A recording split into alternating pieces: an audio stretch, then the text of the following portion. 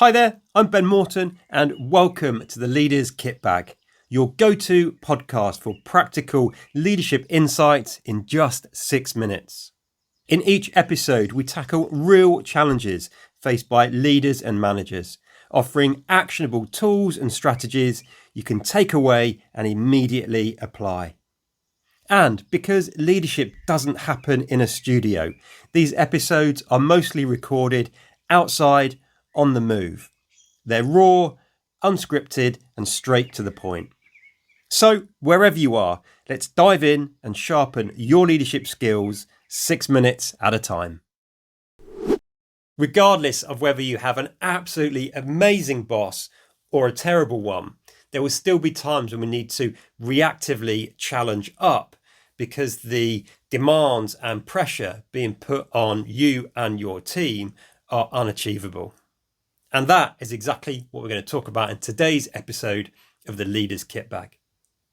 Here are 3 tips to help you manage upwards when you are forced to react, when there is pressure being put upon you and your team as a result of objectives or tasks that you really can't deliver, or simply when you need to speak truth to power. Number 1 is to challenge upwards with respect early. If the demands being placed upon you and your team really aren't achievable, then it's best to challenge early and flag these issues as soon as possible.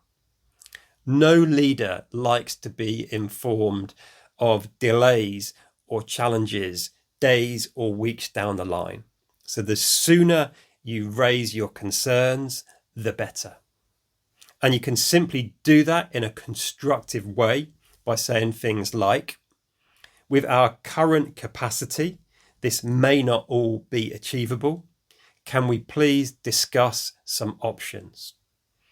It's simple, it's straightforward, and you are framing the challenge in a constructive manner. The second tip is to clarify ambiguity with precision. If we are not clear as a leader on what we are being asked to do, that confusion is only going to be amplified when we then delegate tasks down to our team. That means it is absolutely on us to seek out the clarity we need when our boss isn't being clear.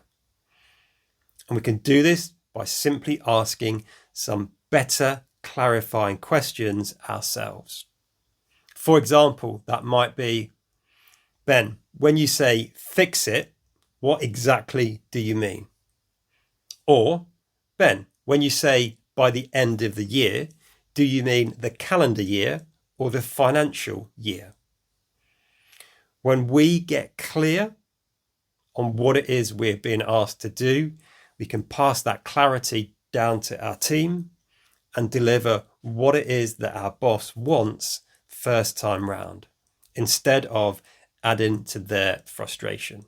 Because let's face it, even if it's them that wasn't clear, it's us that will end up picking up the pieces and doing the extra work to rectify it. The third and final tip I have for you is to explain the trade-offs and ask for clarity again around priorities.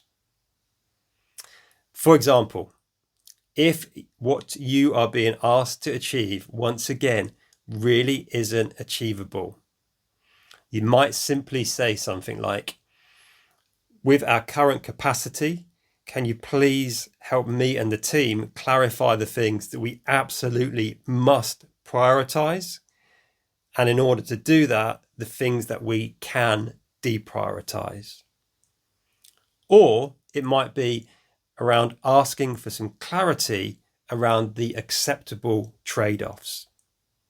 So in this situation, you might say something like, okay, Ben, in order to deliver this project to the standard you're asking for, can you help me understand where it might be possible, which other projects where we can reduce the scope or reduce standards in order to deliver this to the standard you're hoping for. So there you have it.